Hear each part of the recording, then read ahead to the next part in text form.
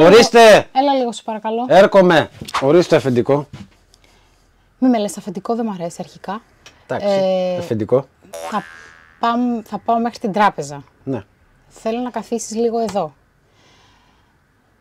Αν χτυπήσεις το τηλέφωνο, θα κρατήσεις το όνομα της πελάτισσας και το τηλέφωνό της και θα το κλείσεις μετά. Τίποτε άλλο δεν θα πείτε. Εντάξει. Εντάξει, οκ. Κανονικά θα το έκλεινα το μαγαζί, αλλά είναι γιορτές και δεν θέλω να χάσω πελάτισσες. Έχω δουλειά τώρα. Να σε εμπιστευτώ. Εννοείται, αφεντικό, μην εμπιστέψεις. Αυτό τι κάνει αυτό. Αυτό μπογιά για βάψει τίκο είναι. Για να δω. Α, βάψει ωραίο τίκο αυτό. Αυτό. Καθαρίζει χέρια. Αυτό ιατρικό είναι. Μάλλον ιατρικό πρέπει. Όχι, για τα δόντια. Πρέπει τα κάνεις τα δόντια με αυτό. Μάλλον. Δεν ξέρει. Όχ. Αυτό. Βάζεις το ψωμί. Ζεστάνει το ψωμί αυτό. Μάλλον ζεστάνει το ψωμί. Πατήσεις κουμπί εδώ. Και ζεστάνει αυτό. Άλλο. Ναι. Συγγνώμη. Ναι, σωστά πήρατε. Είστε η Ιώτα. Αφεντικό, πεταχτήκε λίγο στο τράπεζα και τα έρθε σε 5 λεπτάχια. Ναι. Ονόμα. Ιώτα. Χειρία Ιώτα, είστε ελευθεροί.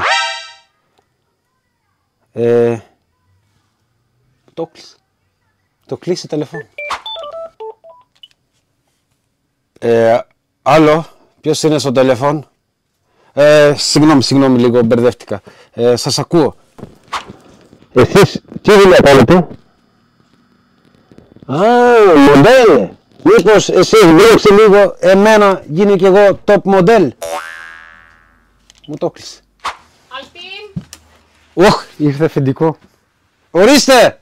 Είχε πάρα πολύ κόσμο στην τράπεζα, γι' αυτό άργησα. Πήρες τηλέφωνο? Ναι, πήρα μια κυρία Μαρία, μια κυρία Ναι, έχουν Κριστίνα και μια κυρία Ιώτα. Είναι πολύ καλές μου πελάτες αυτές, γι' αυτό δεν ήθελα να μην με βρούνε. Ναι, τι μιλήσα εγώ, θα σε πάρει τηλέφωνο είπανε. Εντάξει, θα τους πάρω τώρα τηλέφωνο. Όλα καλά δηλαδή. Όλα μια χαρά. Ωραία. Μην αγχώνεσαι για τίποτα, όλα εντάξει. Ωραία. Θέλεις να συνεχίσεις τη δουλειά σου? Να πάω να καθαρίσω. Ευχαριστώ πολύ. Ευχαριστώ πάρα πολύ.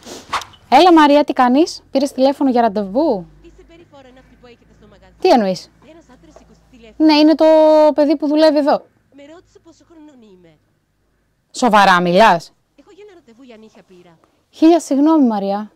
Χίλια συγγνώμη. Είναι δυνατόν να τα φέρνεις να ρωτάει τέτοια πράγματα? Ναι, έχεις δίκιο. Συγγνώμη. Έλα Γιώτα. Τι κάνεις? Πήρες τηλέφωνο για να κλείσουμε ραντεβού? Πες στον υπάλληλό σου ότι δεν είμαι ελεύθερη. Τι εννοείς, αν είσαι ελεύθερη? Σε ρώτησα αν είσαι ελεύθερη? Ναι, και δίπλα είναι και ο άντρας μου. Άρχισε να ζηλεύει και να μου λέει τέτοια νύχια κάνεις. Μάλιστα. Έχεις δίκιο, ό,τι και να πεις, συγγνώμη. Ναι, ξέρω.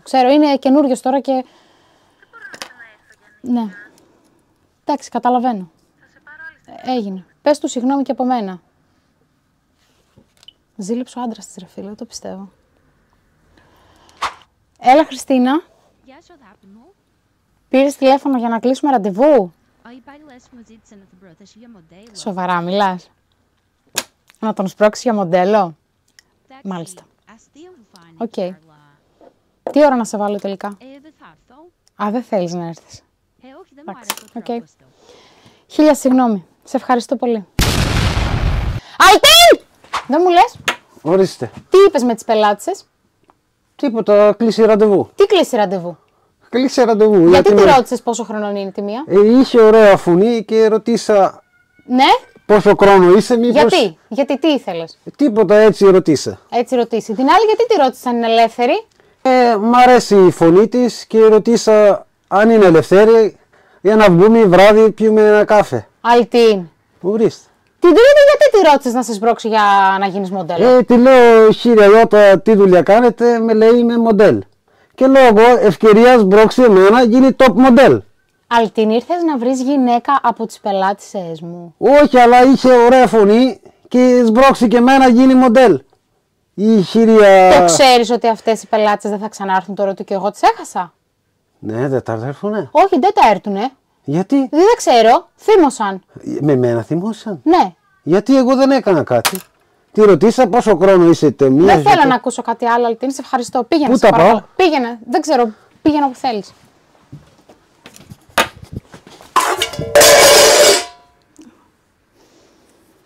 Συγγνώμη! Να τον κρατήσω ή να τον διώξω. Τι να τον κάνω.